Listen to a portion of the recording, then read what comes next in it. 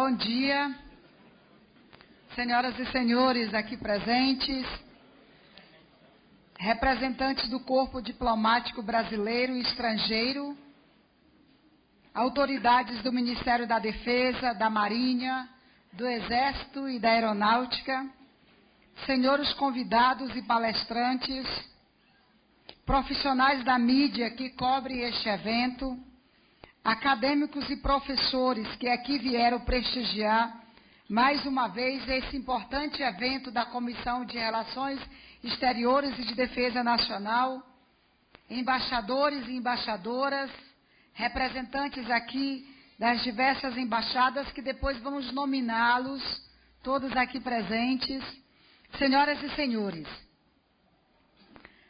Tem início a cerimônia de abertura do Seminário Internacional O Brasil no Mundo, Deveres e Responsabilidades, promovido pela Comissão de Relações Exteriores e de Defesa Nacional desta Casa, em parceria com o Instituto Inforrel de Relações Internacionais e Defesa, a Fundação Conrad, a Delegação da União Europeia em Brasília e com o Centro Brasileiro de Relações Internacionais. A realização deste seminário tem como objetivo debater e refletir acerca dos desafios que se colocam para o Brasil nas áreas de política externa, defesa nacional e inteligência, considerando as grandes transformações que marcaram o mundo na última década, a posição que o país ocupa atualmente no cenário mundial e, sobretudo, a necessidade de conciliar interesses domésticos com os deveres e responsabilidades perante as nações e aos diversos organismos de concertação regionais e mundiais de que o Brasil participa.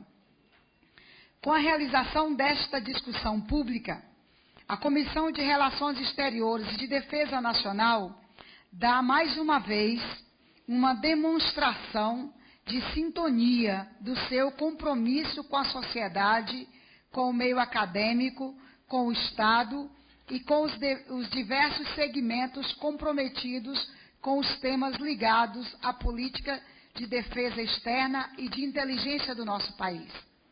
Na verdade, esse é mais um momento de debate e discussão da nossa comissão. Diálogos Brasil no Mundo, Responsabilidades e Deveres, fizemos em outros momentos, quando eu presidi a Comissão de Relações Exteriores e de Defesa Nacional. A atualização do pensamento do Parlamento brasileiro, especificamente a Câmara dos Deputados, fizemos também em dois momentos, quando debatemos num seminário sobre política externa e no outro seminário sobre defesa nacional. E defesa nacional, vale lembrar, aprofundamos esse debate na Casa quando criamos também a subcomissão de acompanhamento dos projetos estratégicos de defesa nacional, que o Brasil tem em parceria com algumas outras instituições e com outros países também, embaixadas aqui presentes. Então, esse para mim é mais um seminário que a gente conduz com muita honra em nome da Comissão de Relações Exteriores e de Defesa Nacional. E gostaria então de compor a nossa mesa de abertura, chamando aqui os nossos parceiros, que conosco vão cuidar desse seminário.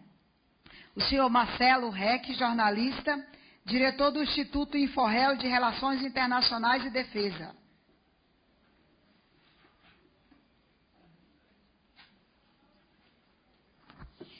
A senhora Ana Paula Zacarias, embaixadora-chefe da Delegação da União Europeia no Brasil. É sempre um prazer, embaixadora, tê-la por aqui.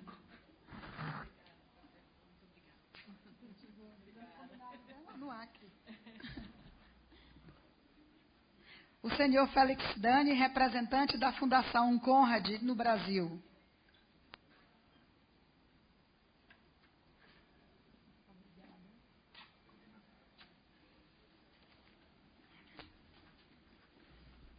O senhor Leonardo Paes, cientista político, coordenador de estudos e debates do Centro Brasileiro de Relações Internacionais.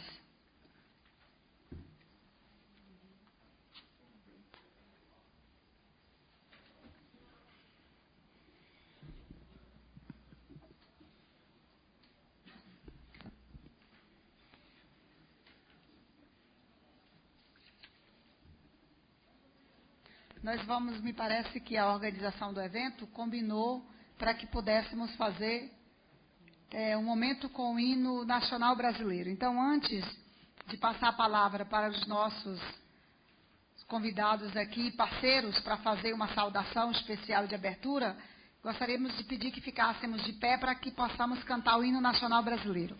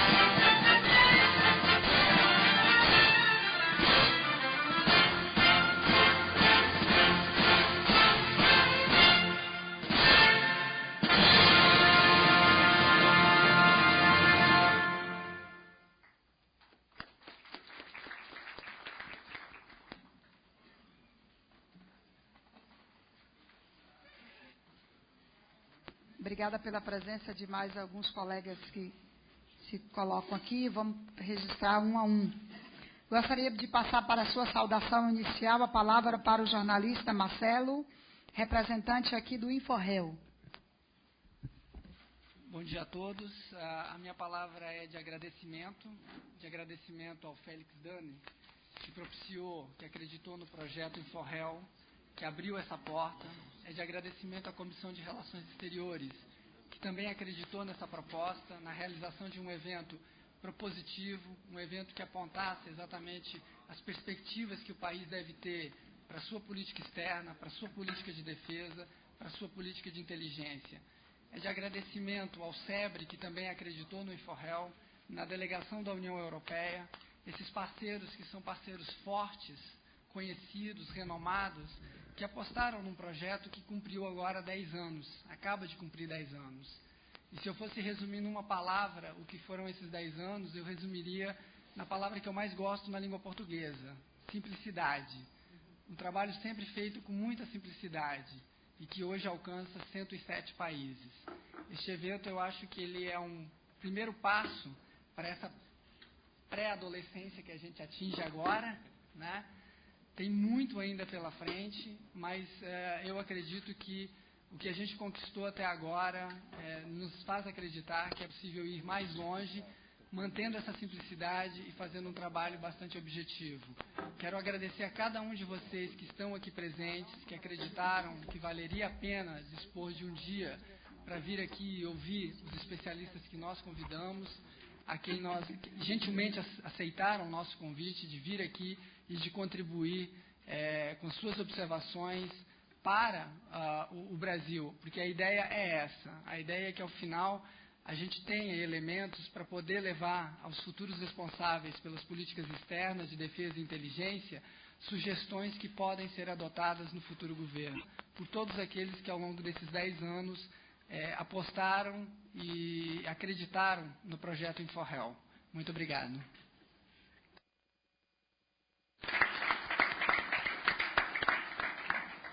Muito obrigada, Marcelo. Com a palavra agora a nossa embaixadora Ana Paula Zacarias, embaixadora da União Europeia. Aqui, não é? Muito bom dia a todos. Em primeiro lugar, gostaria de agradecer à deputada Perpétua Almeida por este convite para estar presente neste seminário e à Câmara dos Deputados, à Comissão de Relações Exteriores e de Defesa Nacional e também aos nossos parceiros com quem temos o privilégio de estar aqui hoje, o InfoHel, Marcelo Reis, muito obrigada por este convite, o Leonardo representando aqui o SEBRE, nosso parceiro também ao longo de tantas atividades, e o Félix Dane, da Fundação Konrad Adenauer, com quem partilhamos também muitas horas de debate e de conversa interessante sobre as relações externas. E eu gostaria de dizer, em primeiro lugar, felicitar o InfoHel pelo seu 10º aniversário. Este ano de 2014 é um ano de muitos aniversários. Temos celebrações que nos ligam à Primeira Guerra Mundial, ao início da Primeira Guerra Mundial, as celebrações dos 25 anos da queda do Muro de Berlim, e todas estas questões trazem-nos questionamentos para o futuro. Temos que olhar o passado com um olhar novo para o futuro. Numa dimensão completamente diferente, celebramos este ano os 10 anos do InfoHel e os 30 anos da delegação da União Europeia no Brasil. São celebrações menores, mas que não deixam de ter o seu peso. E é por elas que estamos aqui hoje. Muito brevemente, eu gostaria de dizer que a programação, como a temos aqui durante o dia de hoje, é muito interessante e muito pertinente. E é também pertinente pelo lugar onde este seminário se desenvolve, ou seja, aqui o Parlamento. Vejo que ela se desenvolve em 2 blocos, chamemos-lhe assim. O primeiro bloco que tem a ver com o que nós podíamos chamar a dimensão interna da política externa. Esta é uma problemática que tem sido muito interessante no quadro da União Europeia, imagino que qualquer país também a desenvolve, que tem a ver com a grande questão de como é que se transforma a política externa numa política pública interessante para o país. Como é que, para além dos diplomatas e do Ministério das Relações Exteriores, que são, digamos, os profissionais da política externa, como se traz para essa política o Parlamento, os outros ministérios, o Ministério da Defesa e os militares, as agências de inteligência, as universidades, as empresas, a sociedade civil, as ONGs, porque política externa, a construção da política externa dentro de um país é algo que hoje exige o consenso e o consórcio de todas estas entidades.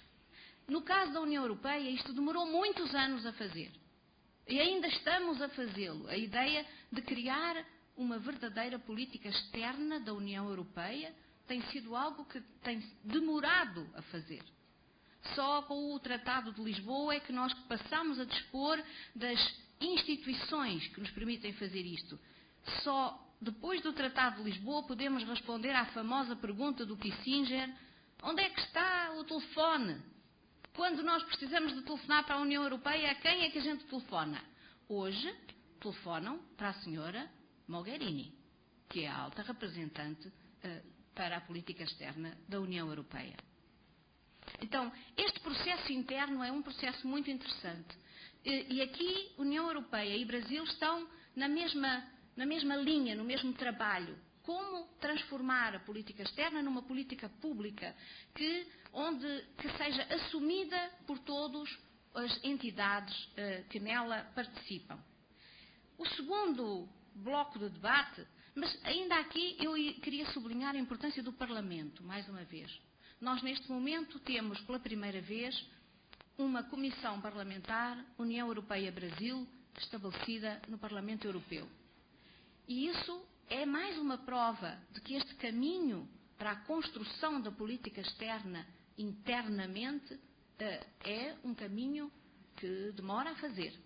É a primeira vez que nós temos, no quadro do Parlamento Europeu, uma comissão especificamente dedicada ao Brasil.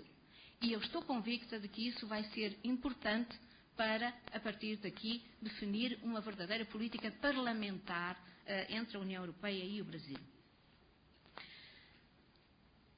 Outro bloco é, depois de termos definido internamente a política externa, como é que a gente age no terreno? Como é que um país ou um bloco se posiciona e atua e tem os instrumentos e os meios necessários, além das prioridades definidas, para agir no exterior? Esse bloco, que também vai ser aqui debatido, aí também existe um paralelismo de ação entre a União Europeia e o Brasil. Em ambos os casos, nós vemos a política externa como uma espécie de continuidade ou em perfeita sintonia com a nossa política interna, com as nossas políticas.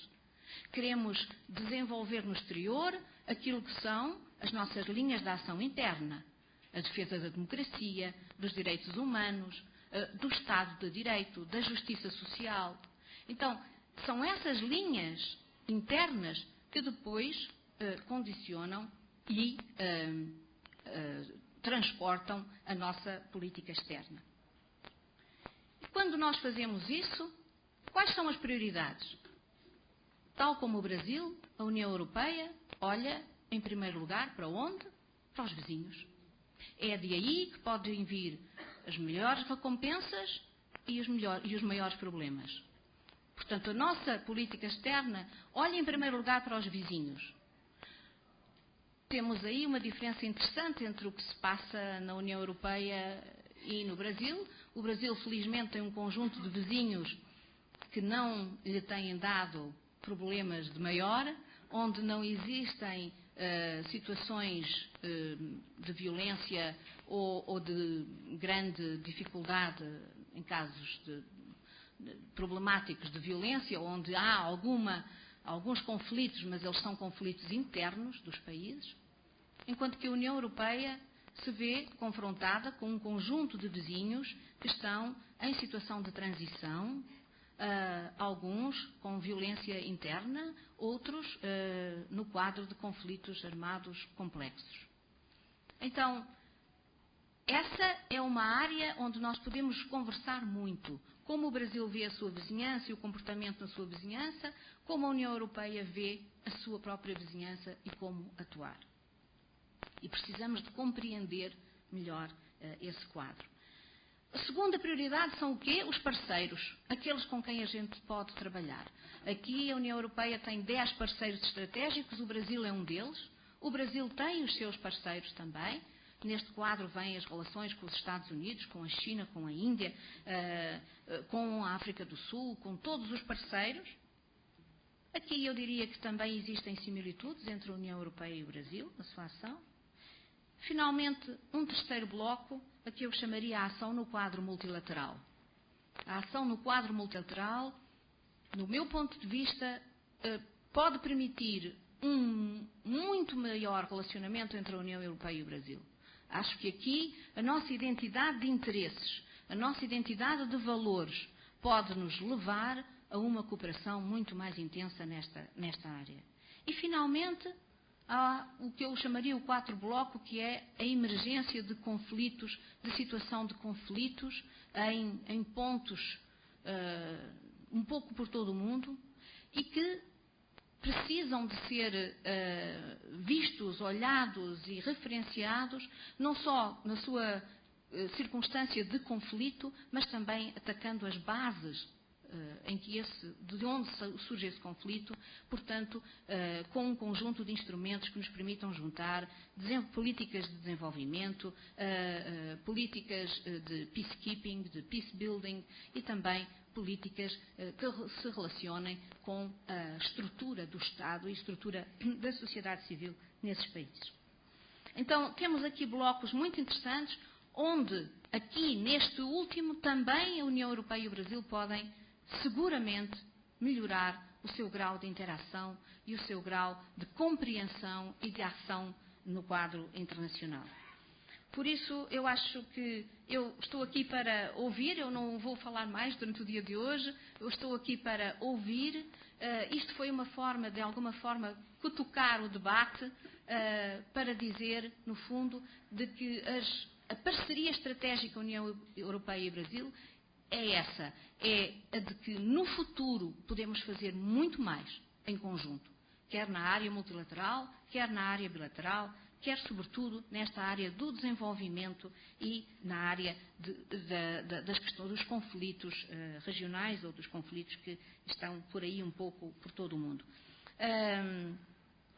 Estou convicta de que este relacionamento continuará a existir cada vez com mais intensidade e aqui no Parlamento, com a criação do grupo parlamentar que especialmente tratará das relações com o Brasil, poderemos continuar este debate e aqui ficarei para ouvir e desejo a todos um grande e brilhante seminário. Muito obrigada.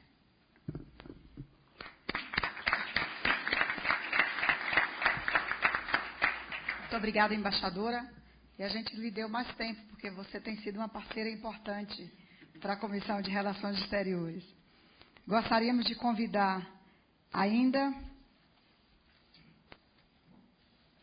Opa, aqui é a ordem de que é o Félix que está faltando. Convidar ainda para fazer a sua saudação aqui o senhor Félix Dani, representante da Fundação Conrad no Brasil. Muito bom dia, deputada Perpétua Almeida, excelências, embaixadores, senhoras e senhores. É um grande prazer de estar aqui e, em primeiro lugar, quero também parabenizar o InfoRel e, sobretudo, o Marcelo para essa cooperação, 10 anos, fantástico. Eu gostaria de ver os 20 anos.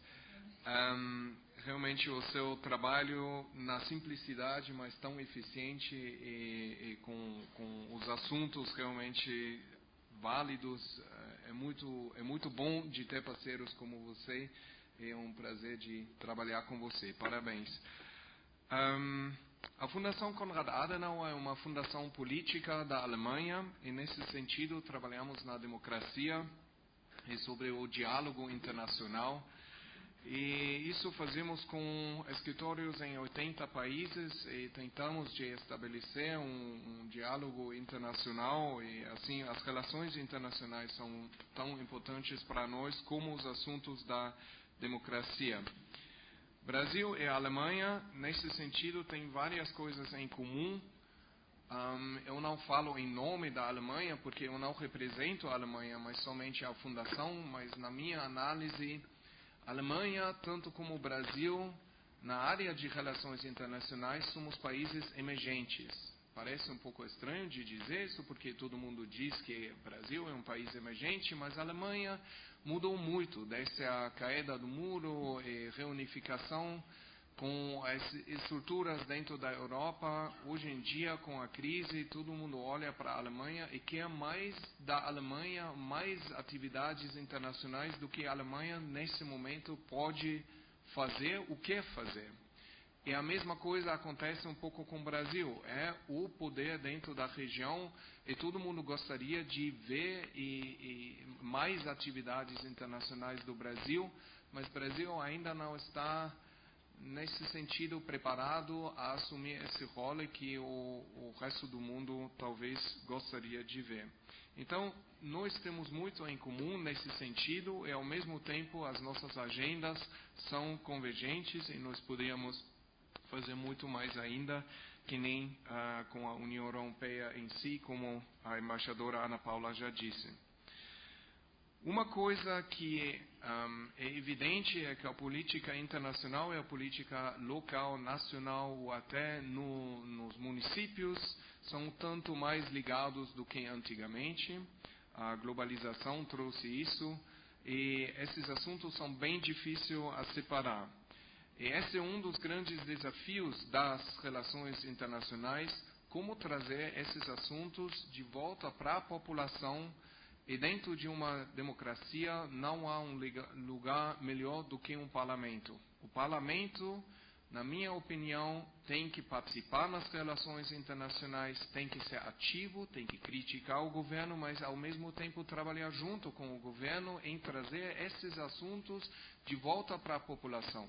Porque os deputados são tão ligados para os municípios deles que eles podem fazer exatamente esse intercâmbio, essa ligação. Então, para mim não é um governo ou um ministério contra o parlamento, mas os dois juntos, cada um com um rol diferente. E nesse sentido, eu gosto muito de agradecer à Câmara e, sobretudo, à Comissão de Relações Exteriores, de tratar esses assuntos e ter esse evento de hoje numa fase onde tem um pequeno vácuo entre a política, um governo está saindo, o próximo está entrando, muitas coisas se mexem, cargos misturados. É um momento ideal para discutir um pouco o futuro, os deveres e as responsabilidades do Brasil no mundo. Acho muito oportuno nesse momento e agradeço essa cooperação. E desejo a todos nós discussões frutíferas e muito obrigado.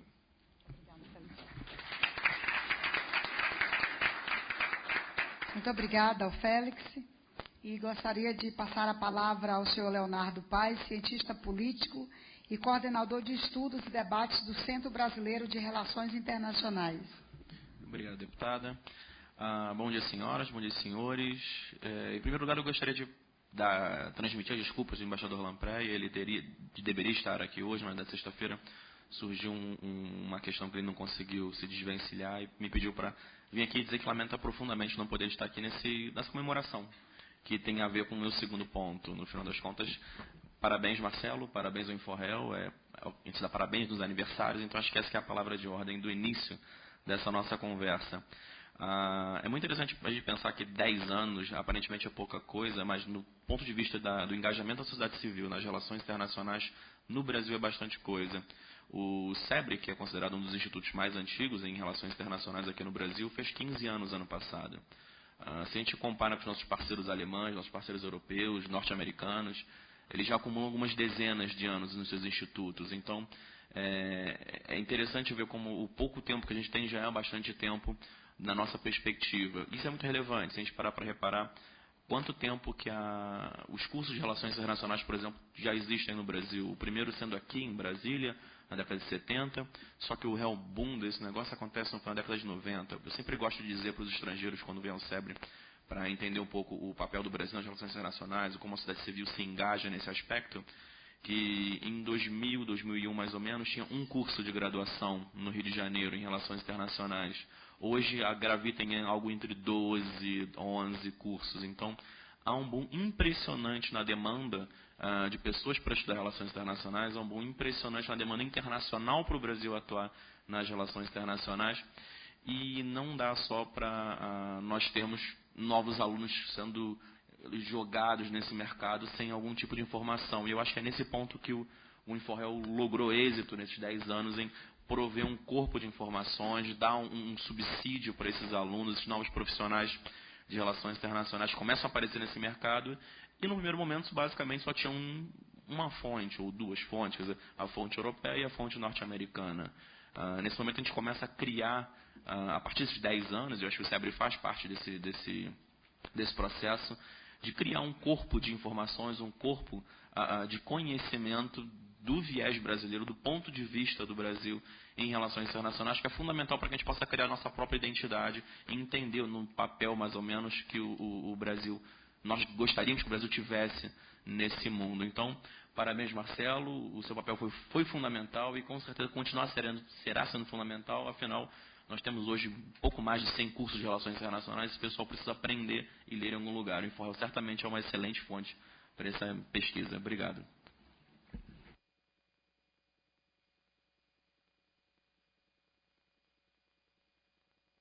Obrigada ao Leonardo. Queria registrar aqui a presença do deputado Isalci, PSDB do DF, que também vai estar conosco durante o dia desse debate. Para nós tem uma importância muito grande as parcerias aqui presentes, inclusive os registros do aniversário do Inforel. O Inforel tem sido um parceiro desde quando eu presidi a Comissão de Relações Exteriores, depois na presidência do deputado Nelson Pellegrino e agora do deputado Eduardo também.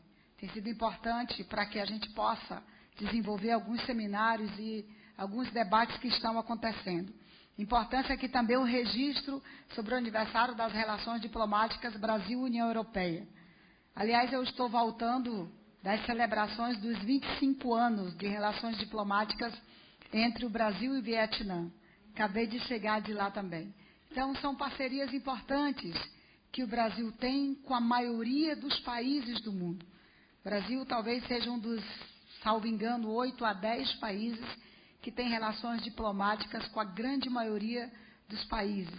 Então, para nós é importante um momento como esse. Eu não tenho dúvida de que faremos aqui um excelente debate, um excelente seminário com a participação de todos, onde nós vamos reafirmar e aprofundar os nossos debates acerca da política externa brasileira, da defesa nacional e da inteligência. 3 temas estratégicos para qualquer país. E principalmente para aprofundar a democracia e a soberania do nosso Brasil. Então, queria aqui, encerrando essa mesa de abertura, agradecer a participação dos nossos parceiros e desfazer a nossa mesa e, ao mesmo tempo, daqui a pouco, já chamar o nosso próximo convidado. Um bom seminário a todos. Muito obrigada. Obrigada, Ana.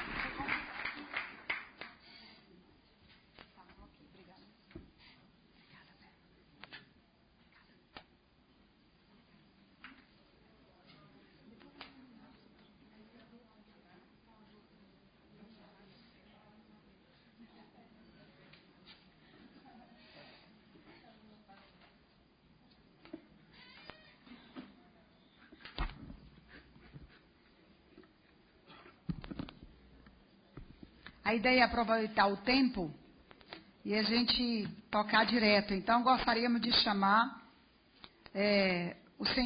o nosso convidado, o senhor Fernando Reinares, investigador principal de terrorismo internacional do Real Instituto Elcano de Madrid e ex-assessor do governo espanhol em antiterrorismo, para proferir a aula magna deste seminário com a seguinte temática: continuidade e transformações do terrorismo global.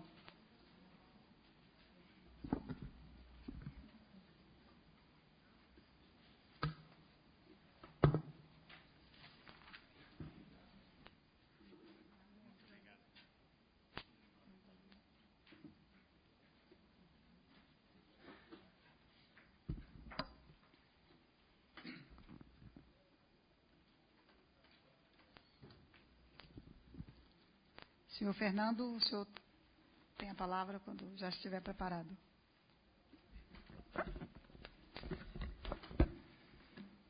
Senhoras, senhores, antes de mais, gostaria-me de apresentar as minhas desculpas por não ser capaz de fazer a minha intervenção em português. Estou muito grato e honrado, Câmara de Deputados, Inforel, ad personam Marcelo Reh, a Fundação Konrad Adenauer, Ossebri a la Unión Europea, pero convite a intervenir ante vocês hoje. Muito grato e honrado também como membro do Real Instituto Elcano.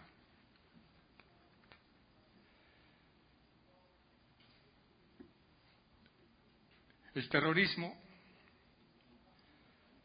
como uso o como amenaza de uso de la violencia con el propósito de producir miedo y afectar la estructura y la distribución del poder, es un fenómeno muy antiguo, a veces combinado con otras formas de violencia, a veces practicado de manera preferente.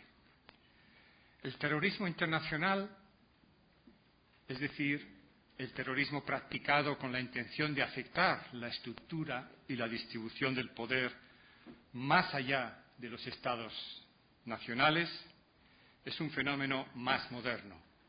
Tiene sus primeras manifestaciones a final del siglo XIX. Pero el terrorismo global es, sin embargo, un fenómeno actual que data de finales del siglo XX. El terrorismo global existe desde hace un cuarto de siglo, desde hace 25 o 26 años. Y este terrorismo global actual está relacionado, no tiene por qué ser así en el futuro, pero en el presente está relacionado con formas extremistas de entender un determinado credo religioso, en este caso el credo islámico. En los pocos días que llevo aquí en Brasilia, han podido ustedes leer en la prensa, escuchar en los medios de comunicación atentados altamente mortíferos, altamente letales, que han tenido lugar en Somalia, en Nigeria, en China, por no comentarles algunos otros que se han producido en el norte del Cáucaso, en el norte de África, en la península arábiga, que no han aparecido en los medios de comunicación porque no han producido 100 muertos, 40 muertos, 50, 20 muertos, como han producido los otros atentados en países con regímenes y con condiciones socioeconómicas bien diferenciadas. Esta es una realidad para ustedes quizá muy distante, cada vez menos, porque en la medida en que Brasil ocupa y desempeña un papel más relevante en la esfera internacional, estas realidades tienen que ser percibidas mucho menos distantes, pero son realidades muy próximas para nosotros los europeos, para mí como español. Los atentados ocurridos el 11 de marzo del año 2004 en Madrid son los más mortíferos atribuidos en Europa a este terrorismo inspirado por un fundamentalismo excluyente, antirracional y belicoso. Yo voy a referirme a los 3 periodos a lo largo de los cuales es posible analizar la evolución del terrorismo global actual en atención a sus actores, a sus escenarios y a la composición de la amenaza que implica. A lo largo de esos 3 periodos es como podemos apreciar los elementos de continuidad y de cambio o de transformación en el terrorismo global.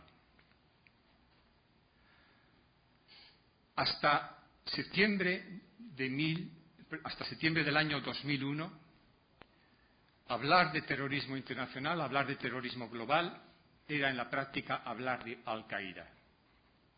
No estaba solo Al-Qaeda, había Al-Qaeda, pero además un pequeño grupo de organizaciones formadas al hilo del conflicto en Afganistán, que constituyeron asimismo organizaciones yihadistas de menor tamaño y de menor relevancia en otros países del mundo, como por ejemplo el GIA en Argelia. Al-Qaeda fue fundada en 1988.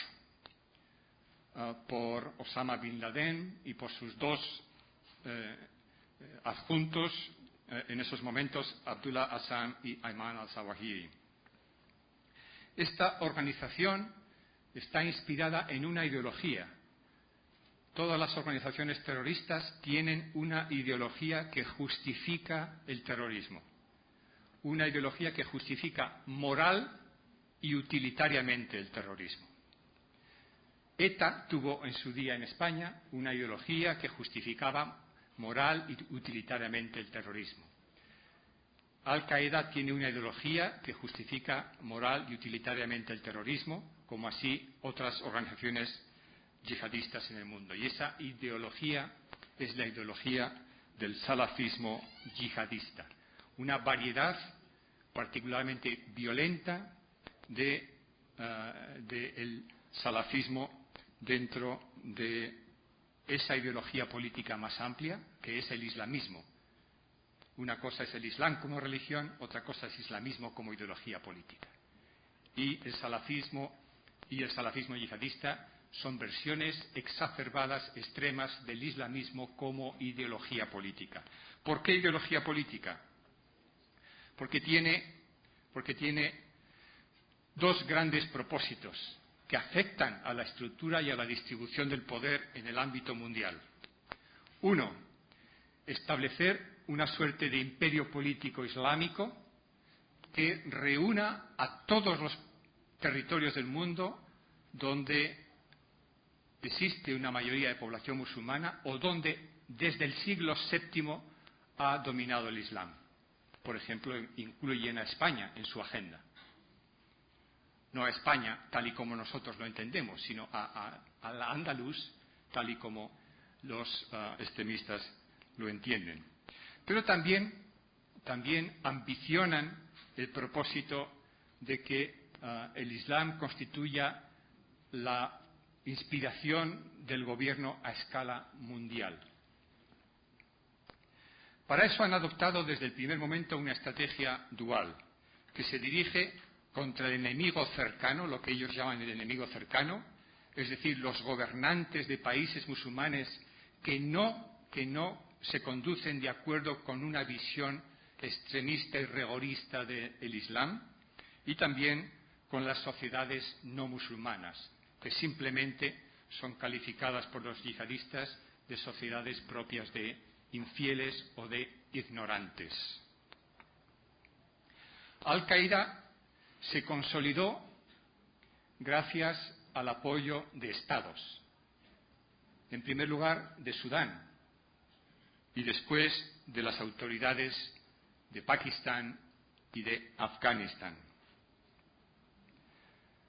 Fue a partir de la primera mitad de los años 90 cuando empezó a llevar a cabo actividades terroristas en la península arábiga y en el este de África, y se introdujo en naciones occidentales como por ejemplo España, Alemania, Francia e Italia. En mi país, en España, Al-Qaeda fundó una célula en 1994 que estaba consolidada antes de los atentados del 11 de septiembre y bien relacionada tanto con el centro directivo de Al-Qaeda como con otras células de esta estructura terrorista en Londres, Hamburgo o Milán. Aprovechando el santuario que tuvo Al-Qaeda en Afganistán desde 1996, empezó a idear, planificar, preparar y ejecutar con sus propios medios atentados altamente letales, altamente espectaculares, contra blancos occidentales, aunque no necesariamente la mayoría de las víctimas eran occidentales. Así ocurrió el primer gran hecho que reclamó la atención de los medios de comunicación de todo el mundo en agosto de 1998, con los atentados que costaron la vida a más de 200 personas, la inmensa mayoría ciudadanos locales de Kenia y de Tanzania, junto a las embajadas de Estados Unidos en Nairobi y Dar es Salaam. Para ese momento ya se estaba preparando, planificando lo que sería el atentado de mayor envergadura perpetrado por el terrorismo global, un atentado precisamente a escala global, como fue el llevado a cabo el 11 de septiembre en territorio continental de Estados Unidos contra las Torres Gemelas de Nueva York, el Pentágono y un tercer avión que se estrelló en un descampado de Pensilvania, pero que iba dirigido contra la Casa Blanca o, muy probablemente, más contra el Capitolio. Como consecuencia de estos atentados, hubo una reacción de Estados Unidos y de la comunidad internacional en su conjunto, de Naciones Unidas, de NATO, y Al-Qaeda perdió su santuario en Afganistán. Al mismo tiempo, no pocas organizaciones relacionadas con Al-Qaeda también se vieron privadas de las infraestructuras de que disponían en ese país al amparo del régimen de los talibán. Fue entonces cuando apareció una narrativa que se hizo muy popular en medios políticos, académicos e incluso de inteligencia. Una narrativa de acuerdo con la cual Al-Qaeda había dejado de existir como organización, se había diluido en un movimiento amorfo, no era otra cosa que una ideología, y si había algo que temer de la amenaza terrorista, esta provendría de individuos aislados o de células independientes. Pues bien, nada más lejos de la realidad. Lo que tuvimos desde entonces fue, en primer lugar, una Al-Qaeda que se reubicó en Pakistán, que consiguió adaptarse a un escenario hostil, que se descentralizó y creó ramas de Al-Qaeda subordinadas en la península arábiga, especialmente en Yemen, después en Irak y finalmente en el Magreb, en el norte de África. Una Al-Qaeda que además fomentó relaciones con numerosas organizaciones yihadistas de todo el mundo e incluso promovió su surgimiento allí donde no existían, y una Al-Qaeda que expandió extraordinariamente su propaganda, principalmente a través de Internet. Y si tenía necesidad de alguna circunstancia que propiciara su reconstrucción, esta circunstancia se produjo con la guerra de Irak. La guerra de Irak hizo posible que Al-Qaeda adquiriera la fortaleza y el poderío que había perdido después de los atentados del 11 de septiembre y especialmente, muy especialmente, a lo largo del año 2002. Así, en la década y más posterior a los atentados del 11 de septiembre, como digo, el terrorismo yihadista se diversificó y se expandió. Encontramos tres grandes componentes que han estado ahí hasta prácticamente el año pasado. Tres grandes componentes.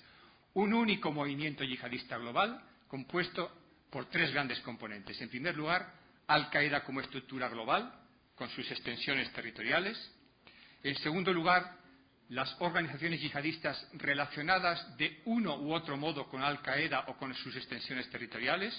Por ejemplo, las más conocidas, de entre las 20 o 30 que podíamos listar, las más conocidas de ustedes seguramente son Tehrik-e-Taliban Pakistán, Al-Shabaab en Somalia, Boko Haram en Nigeria, o, a menudo se habla poco de esta, el Emirato del Cáucaso, que opera en Chechenia, Dagestán, Ingushetia, etc. En tercer lugar, sí, existe un elenco diversificado de actores y células independientes inspirados en la ideología de Al-Qaeda, sin relaciones con organizaciones, pero este componente no es el principal ni el más grave por lo que a la amenaza del terrorismo yihadista concierne. Aquí estuvo ante ustedes también el pasado año mi querido colega, el profesor Javier Jordán, de la Universidad de Granada, y tuvo ocasión de ponerles de manifiesto, de explicarles cómo en la inmensa mayoría de los más importantes atentados ejecutados o desbaratados en Europa después del 11 de septiembre, intervinieron organizaciones yihadistas con liderazgo, con estructura y con estrategia, no células e individuos independientes. El caso del 11 de marzo de Madrid es un ejemplo paradigmático de la medida en que la naturaleza de la amenaza del terrorismo global se tornaba a menudo compuesta, es decir, en ella participaban individuos que pertenecían a diferentes organizaciones. Unas organizaciones ideaban, otras planificaban, otras eventualmente ejecutaban, dependiendo de cuestiones de oportunidad y de acceso al ámbito local y a los recursos necesarios. En el caso del 11 de marzo, por ejemplo, donde ustedes saben 191 personas perdieron la vida, hubo una red terrorista compuesta de cerca de 30 individuos, una parte de los cuales empezaron a formar la red terrorista y pertenecían a la célula que Al-Qaeda había establecido en España en 1994 y que fue en gran medida desmantelada por la policía en noviembre del año 2001, después de establecerse su vínculo con la célula de Hamburgo responsable de los atentados del 11 de septiembre. Pero algunos de sus miembros no fueron arrestados por la policía, no fueron detenidos, porque la legislación existente entonces en mi país no tipificaba los delitos en los que se habían implicado. Eran los individuos más recientemente aproximados a la célula. Había otros individuos que estaban relacionados con la célula que introdujo en la red del 11 de marzo el Grupo Islámico Combatiente Marroquí, a partir de sus estructuras europeas, basadas entonces en Bélgica y en Francia, y finalmente se introdujo, de forma también inesperada, un tercer elemento, algunos miembros de una banda de delincuentes comunes, cuyo jefe se había radicalizado en el salafismo yihadista durante una estancia en prisión en Marruecos, que acabaron completando lo que será la red terrorista del 11 de marzo.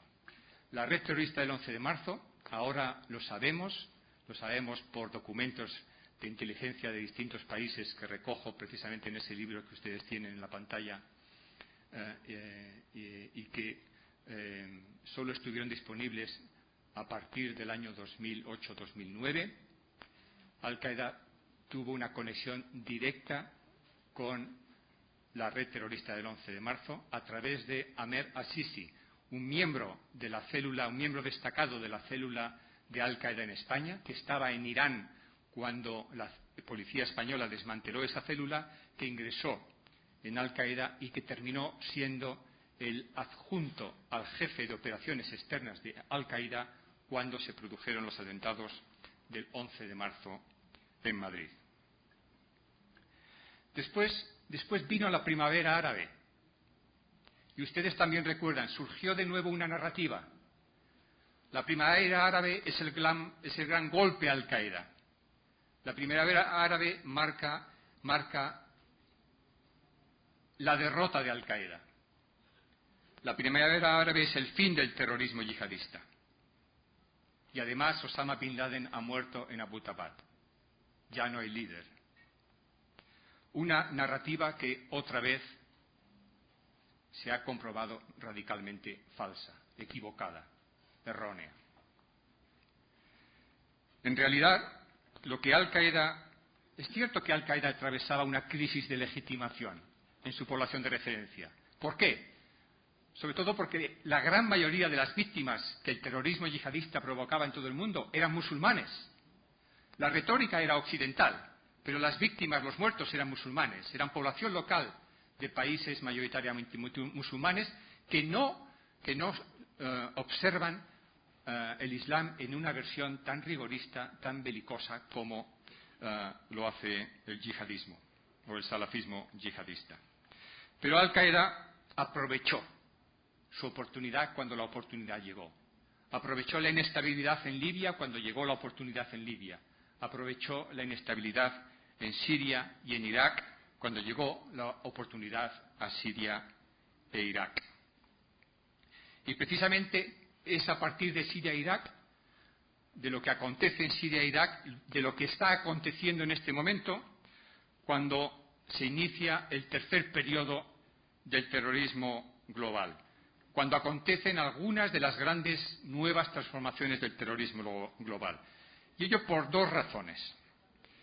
En primer lugar, porque la insurgencia yihadista en Siria e Irak, donde la táctica del terrorismo se complementa con otro tipo de tácticas más propias de la guerrilla que del terrorismo convencional, es decir, las organizaciones yihadistas en zonas de conflicto armado generalizado no utilizan solo el terrorismo, como hacen en Europa o como hicieron en Indonesia en el año 2002. Utilizan otras formas de violencia, tienen un repertorio de violencia insurgente más amplio, dentro del cual hay un espacio muy grande que ocupan los atentados suicidas, los coches bomba y las acciones de violencia destinadas a intimidar a la población para imponer sobre ella su dominio, cosa que los yihadistas han conseguido en gran parte de Irak y en gran parte de Siria. Pero les decía que Siria e Irak es un escenario donde podemos observar, o a partir del cual podemos observar, dos grandes transformaciones del terrorismo global. Y esas dos grandes transformaciones son dos. En primer lugar, ese conflicto está provocando una movilización yihadista sin precedentes en el mundo islámico y fuera del mundo islámico, también en las sociedades occidentales, especialmente, aunque no solo, en Europa y en Estados Unidos. En segundo lugar, ya no tenemos solo un movimiento yihadista global, ahora tenemos dos. Uno, el antiguo, liderado por Al-Qaeda, y otro nuevo, creado a partir de una antigua rama de Al-Qaeda en Irak, que ha roto sus vínculos con Al-Qaeda y que se ha extendido para constituir el ahora denominado Estado Islámico, antes denominado Estado Islámico de Irak y Levante, antes denominado Estado Islámico de Irak y antes de eso denominado Al-Qaeda en Mesopotamia o Al-Qaeda en Irak. No voy a entrar en los particulares de cómo se produjo la ruptura entre Al-Qaeda y lo que ahora mismo es el denominado Estado Islámico, pero sí subrayarles que ambas organizaciones comparten los mismos fines, pero no tienen la misma agenda y varían en sus tácticas. El fin de ambas organizaciones es el mismo: reconstituir el califato en un sentido universal y hacer que el Islam domine sobre la raza humana, como decía literalmente Abu Musab al-Zarqawi. Esto es algo común a las dos. ¿En qué se diferencian? Bueno,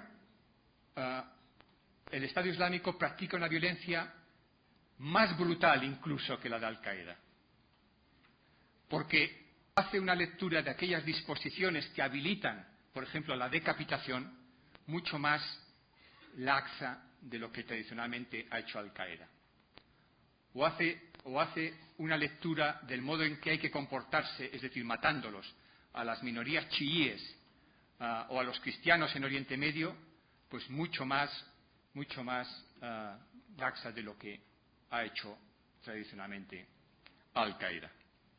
Y también difieren en tempos. Ambas organizaciones quieren crear el califato, pero Al-Qaeda dice que no se dan las condiciones hoy sociales, políticas, para establecer y consolidar con éxito un nuevo califato. Sin embargo, el Estado Islámico ha decidido crearlo a partir del territorio que controla en Siria e Irak. Un territorio contiguo entre ambos países, en el que viven nada menos que entre 5 y 6 millones de personas. Ya intentaron hacer esto en el año 2012 en el norte de Mali, establecer un dominio islámico sobre el cual no existiera ninguna autoridad estatal. La intervención francesa, apoyada por algunos países europeos, hizo que finalmente fracasara ese intento, aunque los yihadistas siguen ahí en el norte de Mali, en Argelia, en Libia, también en Túnez. Pero ahora están con un programa distinto en un lugar distinto, en el corazón del mundo islámico, donde tuvo su capital, el califato, en Siria y Irak, en las puertas de Damasco, en las puertas de Bagdad. Y a partir de ahí han anunciado pues ese califato que ellos explicaron el día en que se anunció, el 29 de junio de este año, que temporalmente está limitado a una franja de territorio entre Alepo y Diyala, pero que aspira a extenderse a todo Oriente Medio y más allá, porque reclama la autoridad sobre todos los musulmanes del mundo. Abu Bakr al-Baghdadi, el líder del Estado Islámico, se reclama el califa de todos los musulmanes del mundo, incluidos los que viven en Brasil. Estos días he podido ver en alguna página web de alguna comunidad musulmana de Brasil que aceptan a Abu Bakr al-Baghdadi como su califa y al califato como su organización política expandida. Si alguno de ustedes tiene duda de a qué puedo intercambiar con ustedes inmediatamente después, porque para mí también fue una sorpresa. Del mismo modo que estamos hablando de una organización que tiene en estos momentos unos 30.000 miembros, y que está consiguiendo atraer muchos más seguidores que Al-Qaeda para Siria e Irak. Seguramente, ¿por qué? Porque Al-Qaeda ofrece a jóvenes musulmanes desubicados, a jóvenes musulmanes no asimilados, que pueden estar socialmente integrados en términos socioeconómicos, pero no mentalmente integrados en valores de tolerancia o de apertura como son propios de nuestras sociedades. Al-Qaeda le ofrece la militancia en una organización clandestina, en condiciones difíciles, sea en Pakistán, sea en Yemen o sea en los desiertos del Sahel. Pero el Estado Islámico está ofreciendo a estos mismos jóvenes, desde Australia hasta Canadá y desde África Central hasta los confines de Asia, acudir a Irak y Siria para formar parte de una nueva sociedad, no de una organización sencillamente, sino de una nueva sociedad. Por ejemplo, esto ayuda a entender por qué ahora son más las mujeres que están movilizándose, porque van acompañando a sus maridos e incluso llevando a sus hijos a formar parte de esa nueva sociedad que tratan de consolidar en este momento en Siria e Irak, y a la que llaman el embrión del califato, el califato embrionario. Bueno, de los 30.000 militantes con que cuenta, aproximadamente la mitad proceden del mundo occidental. Y unos 3.000, del extranjero. Aproximadamente la mitad proceden del extranjero. Una mitad son iraquíes y sirios y la otra mitad proceden del extranjero. De países, sobre todo, como Arabia Saudí, como Túnez, como Marruecos. También hay unos 3.000 individuos radicalizados en el seno de las sociedades occidentales, especialmente en Europa, aunque no todos los países europeos están igualmente afectados. Los países europeos más afectados son Francia, Alemania, Reino Unido y, en términos relativos, Bélgica, Países Bajos y Dinamarca. Es decir, los países europeos donde la población musulmana está compuesta fundamentalmente por segundas generaciones, es decir, descendientes de inmigrantes procedentes del mundo islámico. Algo está pasando no con la integración socioeconómica de estas personas, sino con su asimilación cultural, que los hace particularmente vulnerables a la llamada del Estado Islámico. Porque miren, hay universitarios y quienes apenas tienen educación, hay quienes ocupan puestos de clase media y quienes pertenecen a la clase baja, hay quienes están llevando a cabo tareas como empresarios y quienes trabajan como laborales no cualificados. No es posible definir un perfil del yihadista que se radicaliza para ir a Siria e Irak. Por cierto, en alguna página web aquí también en Brasil, me ha llamado la atención ver de alguna asociación musulmana en Brasil, me ha llamado la atención mucho ver que se presenta como uno de los pilares del Islam la yihad. Y se define yihad como combate y violencia. Si alguno no la conoce todavía, luego le puedo dar la dirección para que la encuentre. El yihad no es uno de los pilares del Islam. Y además, yihad, si una página web de una asociación musulmana dice que yihad es violencia y combate, significa que está negando que yihad sea esfuerzo personal por vivir de acuerdo con las reglas del Islam. Y eso significa que están en el yihadismo. Porque los yihadistas se caracterizan frente a otros musulmanes, frente a la gran mayoría de los musulmanes, por entender el concepto de yihad en su acepción exclusivamente violenta y belicosa. Y para mi sorpresa, anteayer vi que una asociación, al menos una asociación, y creo que no es la única, en Brasil, está extendiendo, propagando esta visión del Islam y esta visión de los pilares del Islam y esta visión de la yihad. Para los yihadistas la yihad es un pilar, sí, más importante que los otros 5 pilares, pero no es uno de los 5 pilares del Islam. ¿Entiende lo que les quiero decir?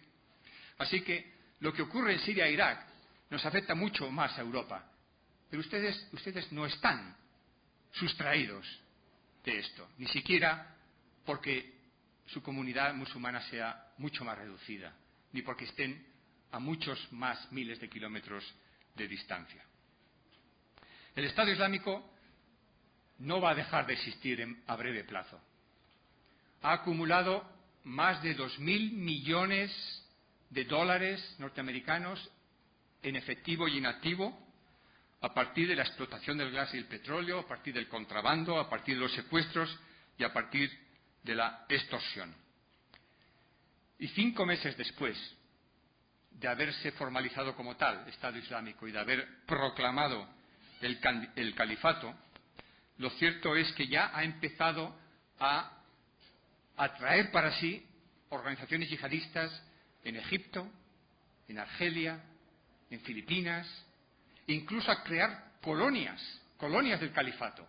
Es decir, que la autoridad del califato se extienda más allá de Siria e Irak, por ejemplo, en algunas zonas de Libia, donde la bandera del califato y la autoridad del califato y la pleitesía a Abu Bakr al-Baghdadi es ya la norma cotidiana de vida para sus habitantes. Por ejemplo, la ciudad de Derna, en la Cirenaica, Libia, un tradicional núcleo yihadista. En fin, en suma, para concluir, durante la década de los 90, como les dije, el terrorismo yihadista estaba relacionado con Al-Qaeda y con un pequeño elenco de organizaciones yihadistas. Su foco estaba en Sudán, Afganistán, también en Argelia, y se dedicaba sobre todo a perpetrar atentados terroristas en algunos países del mundo islámico y también en Europa. No olviden que el primer atentado yihadista en Europa fue en 1995 contra los trenes de cercanías de París y fue perpetrado por el GIA, que en ese momento era precisamente una de estas organizaciones estrechamente asociadas con Al-Qaeda.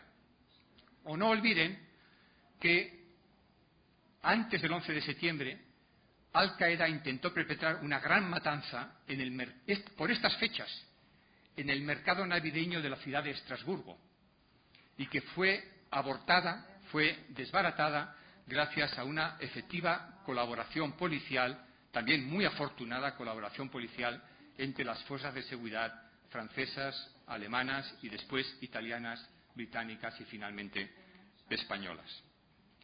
Después del 11 de septiembre, lo que hemos tenido ha sido un movimiento yihadista polimorfo, con Al-Qaeda, con organizaciones relacionadas con Al-Qaeda, con individuos independientes, y se ha extendido y diversificado con focos en Pakistán, en Yemen, en Irak y actividades extendidas por la vía de atentados a Túnez, a Marruecos, recuerden los atentados de Casablanca, Indonesia, Pakistán, hasta que en 2003 hasta que en 2003 se produce la primera evidencia que como tal tenemos, no ya de terrorismo yihadista solo, de una insurgencia yihadista, a partir de la invasión de Irak.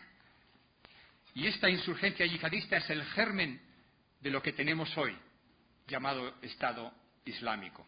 A partir de esa insurgencia iraquí, que ha persistido y se ha incrementado incluso cuando las tropas americanas salieron del país y el presidente Obama dijo, dejamos el país mucho más estable y confiado, hasta el punto de que solamente en el año 2013, solamente el año pasado, en Irak murieron víctimas de atentados terroristas, la mayor parte de ellos suicidas, 7.882 personas, todas ellas civiles y todas ellas musulmanes. A partir del Estado Islámico, donde estamos ahora, el foco de actividad terrorista se ha trasladado temporalmente de Pakistán y Afganistán a Oriente Medio, a Siria e Irak. Pero siguen los focos de Nigeria, sigue el foco de Mali, sigue el foco de Yemen. Y no olvidemos de nuevo el foco de Afganistán a Pakistán, porque lo que vaya a pasar una vez que el conjunto de fuerzas occidentales salga de Afganistán es una gran incógnita.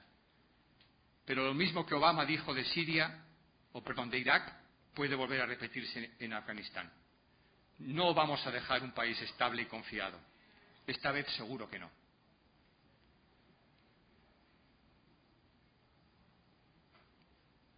No quería dejar, desde una perspectiva española y europea, de referirme al norte de África, porque probablemente este va a ser el escenario donde se va a resolver la actual competición entre Al-Qaeda y el Estado Islámico. En el norte de África encontramos distintas organizaciones e individuos que están relacionados tanto con entidades afines al Estado Islámico como con entidades afines a Al-Qaeda, y que constituyen una masa crítica potencialmente conducente no ya a un agravamiento de la competición, sino a la cooperación entre Al-Qaeda y el Estado Islámico, eventualmente a una posible unificación de fuerzas. Mientras tanto, lo que tenemos es rivalidad entre Al-Qaeda y el Estado Islámico, cada uno demarcando sus territorios. Por ejemplo, Al-Qaeda ha querido constituir una nueva rama territorial en el subcontinente indio para decir, este es mi territorio. Están demarcando territorios, sopesando sus fuerzas, compitiendo por atraer recursos, y en esa rivalidad lo que más nos preocupa a los europeos, por ejemplo, es que una u otra intenten ser la primera en llevar a cabo un gran atentado yihadista en Europa. Algunos menores ya ha habido, como en Bruselas o en Ottawa, en Canadá. Pero esa es la gran preocupación. Ahora bien, no olviden que cuando teníamos en los años 90 la gran preocupación con el terrorismo islamista de patrocinio iraní en Europa, donde golpearon fue en Argentina, mucho más lejos. Y lo hicieron en 2 ocasiones. Muito obrigado.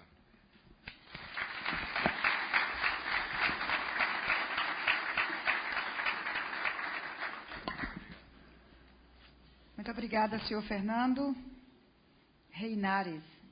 Agradecer a presença também do deputado Mendes Tame, que esteve aqui, e gostaríamos de fazer o registro de presenças que consideramos importante aqui, dos senhores embaixadores Joseph Smith, embaixador da Bélgica, senhor Tronenko, embaixador da Ucrânia, e representações das embaixadas da Alemanha, a Embaixada de Cuba, a Embaixada Britânica, a Embaixada da Bélgica, a Embaixada dos Estados Unidos, a Embaixada da França, a Embaixada do Chile, a Embaixada do Canadá e ainda a representante do periódico de Xangai, o repórter e diretor e editorial Yonsong Yang. Espero ter falado o nome correto. E o deputado Luiz Carlos Rauli, que está no plenário. Está aqui ele. Muito obrigada, então, à presença das nossas embaixadas e dos nossos 2 embaixadores. Mais uma vez, agradecer aqui a participação do nosso conferencista e gostaríamos de desfazer essa mesa sem intervalos e chamar o deputado Isalci, que já vai conduzir a segunda mesa. Muito obrigada.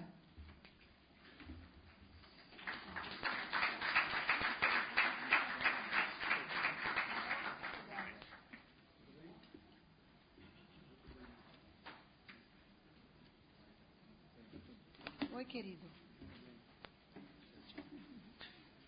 Eu vou dar uma saída, mas...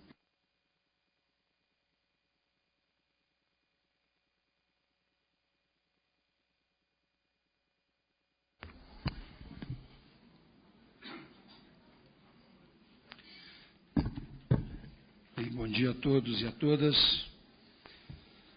O Brasil é a 7ª economia mundial. Liderou o processo de criação do G20 e é parte de mecanismos como o BRICS e o IBAS, além de ter estimulado o surgimento da Unasul e da CELAC no plano regional. No entanto,